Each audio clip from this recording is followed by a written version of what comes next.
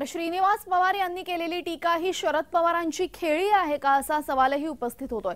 अजित पवारांविरोधातली टीका राष्ट्रवादीच्या जिव्हारी लागली आहे।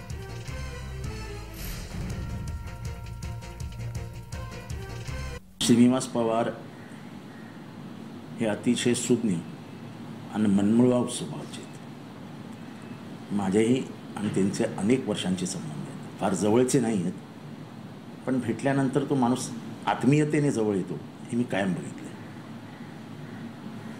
मी त्यांचा व्हिडिओही ऐकला। खरं तर दुःख वाटलं, हे घर कारण नसताना फोडलं। ते बरोबर बोलले की घरातला एखादा फोडायचा आणि घर बर्बाद करायचं ही जी पॉलिसी आहे ती पॉलिसी काही प्रमाणात बीजेपीची यशस्वी ठरली असं ते मत मांडतात। ज्या पवार साहेबांना देश एक लोकनेता म्हणून मानतो त्या पवार कुटुंबावर राहण्याचा निर्णय घेतला। त्याच्यामुळे म्हणजे श्रीनिवास बापू पवारांचे मी मनापासून कौतुक करतो, त्यांचे आभार मानतोय की होय त्यांनी सत्याची बाजू लावून धरण्याचा प्रयत्न केला। ते काय जे बोलले असेल ते त्यांचं एकूणच अंतर्गत किंवा वैयक्तिक मत असेल, त्याच्या मला फार काही बोलायचं नाही, पण एकूणच सत्याची बाजू लावून धरण्याचा त्यांचा हा प्रयत्न हा इतिहासामध्ये सुवर्णाक्षराने नक्की लिहिला जाईल।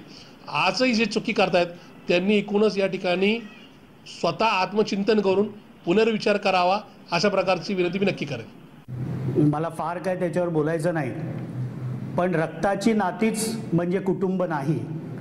2 जुलैला ज्यावेळेला माननीय अजितदादा पवार साहेबांनी वेगळी राजकीय भूमिका घेतली त्यावेळेला महाराष्ट्रातील तमाम आम्ही राष्ट्रवादीचे कार्यकर्ते त्यांच्यावर विश्वास ठेवून त्यांच्याबरोबर त्या भूमिकेशी संलग्न होऊन आम्ही देखील कुटुंब म्हणून माननीय अजितदादांबरोबर उभे राहिलो।